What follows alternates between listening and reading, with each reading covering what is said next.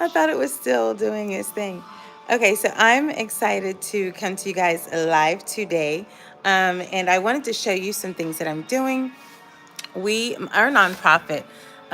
We teach people how to garden, and we also teach people preparation.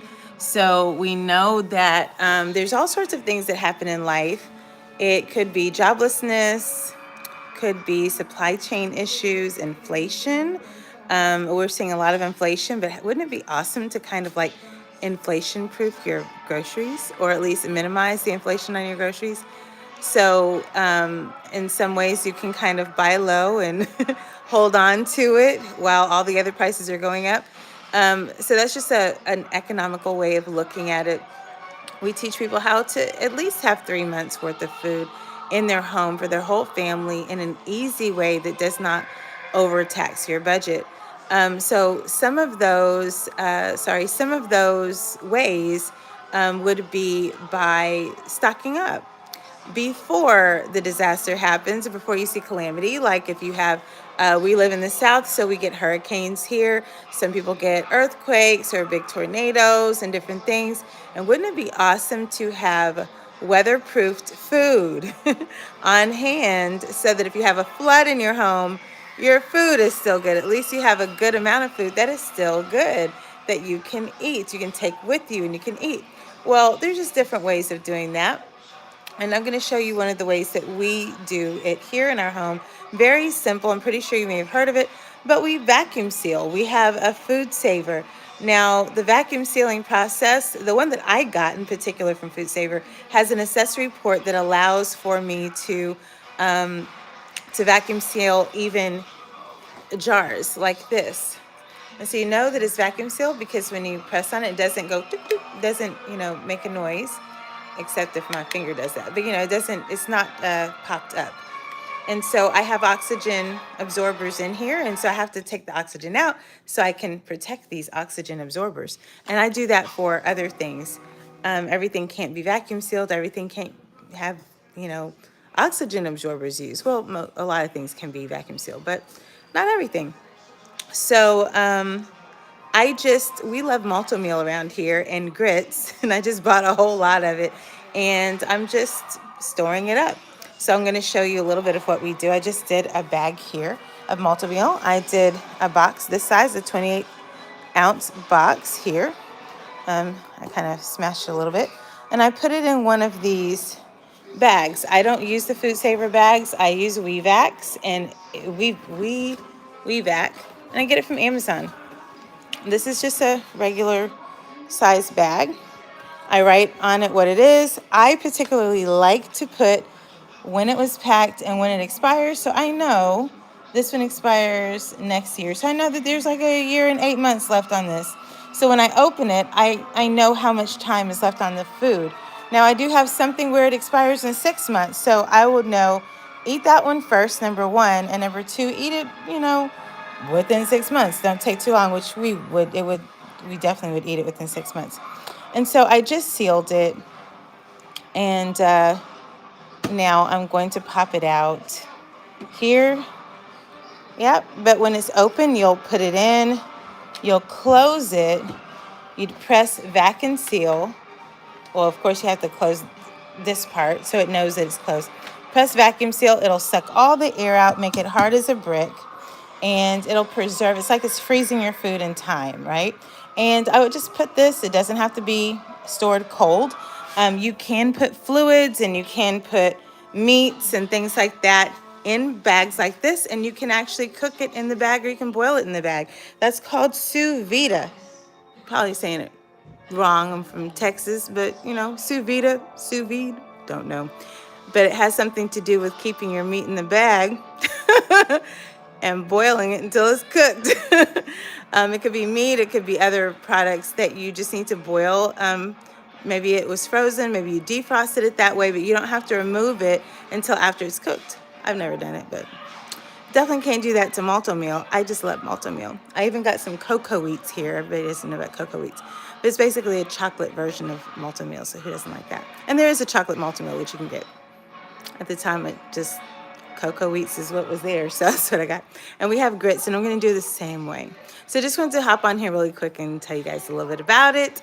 I'm going to give you a really quick tour of what we have going on in our house. Of course, like I said, I'm working this whole system of ours. I have here all of our grits and raisins that are there that I'm also going to pack, and a few raisins over here. Oh, really quickly. This is a good example of a bag failure. Every now and then you'll get that. It's not a big deal. You'll get a bag that fails. It'll be hard as a brick when you first use it, when you first have it. I like to watch my bags overnight to make sure it stays sealed. If it doesn't, then I'll either eat it first, because it has months on it, right? I'll eat it first, or I will, the reason I didn't put there was no expiration date, but I put when we sealed it, because with this particular one, this is one serving for my family. I'm going to put 32 ounces of liquid.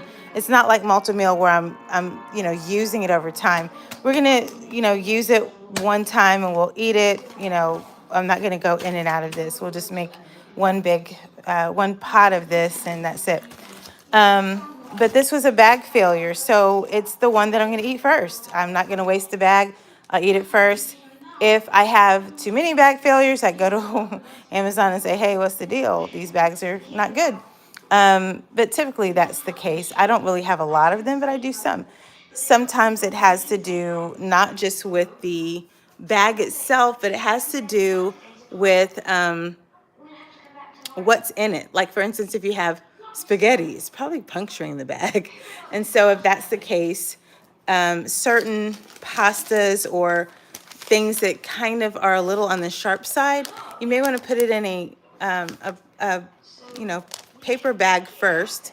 Then you would close it, fold it down, and then you would put that inside of your food saver bag, and you would just vacuum seal it at that point. And that's what I have here. This is my whole little vacuum sealing cubicle, and I have a cube, and I have another little cube full of other preparation types of things. But this has my jar sealers in here, oxygen absorbers. I have a couple of different kinds. Sorry, you can't see what I'm doing. Here's my jar sealer attachment. This is the roll type, where you will unroll it. I don't have one that's already open here.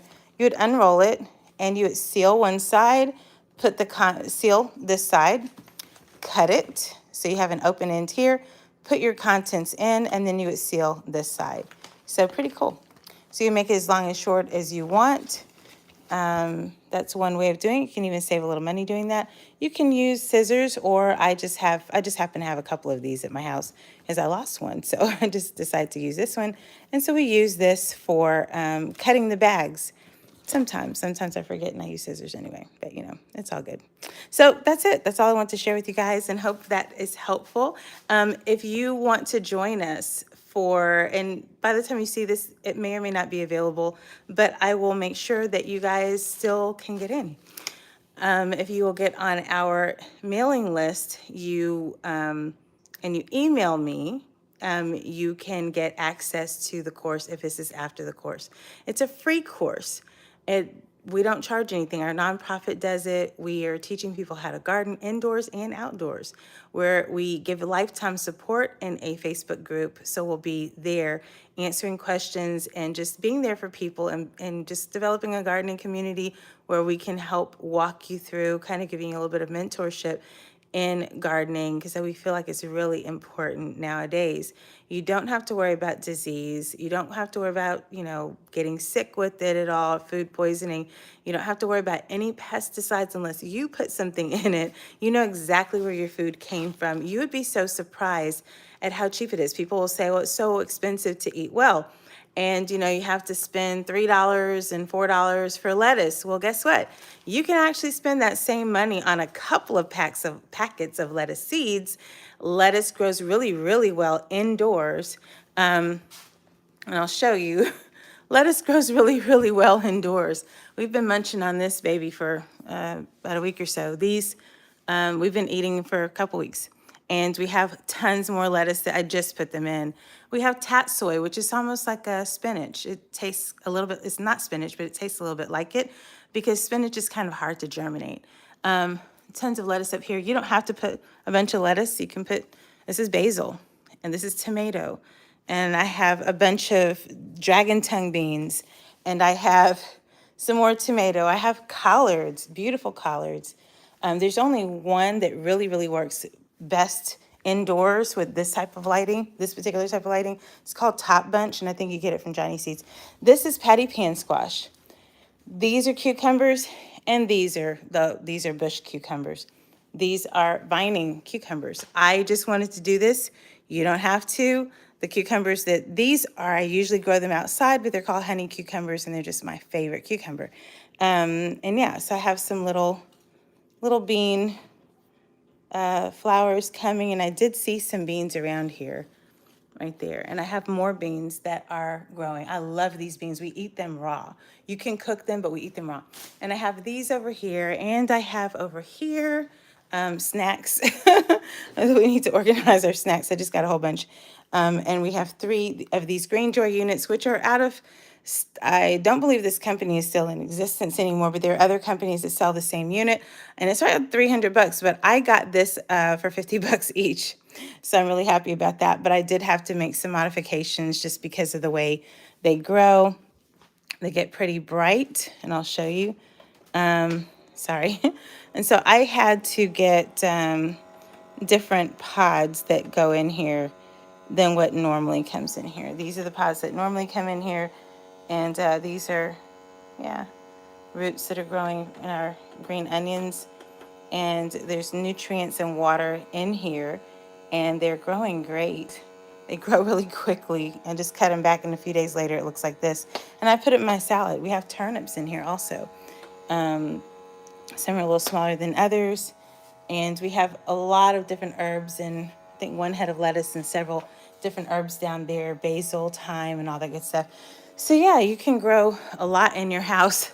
I think we counted our capacity is about 141, because we have a couple other units that are, I just cleaned them and disinfected them, and I'm gonna bring them back over.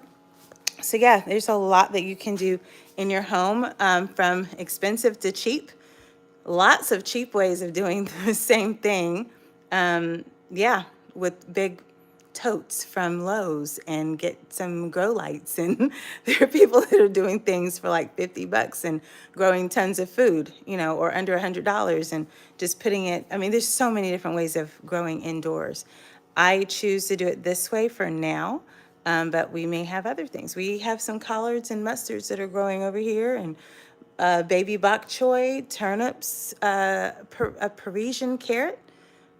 A Parisian carrot. Like I said, baby bok choy, hyssop, some flowers here. Hyssop, borage. Borage leaves taste just like cucumbers. It's so cool.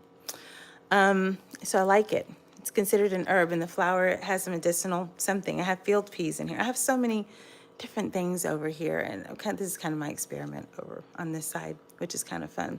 Just putting seeds in and see what happens. But yeah, you can buy, like I said, lettuce seeds you can get 1,000 seeds in a packet that costs $1.99.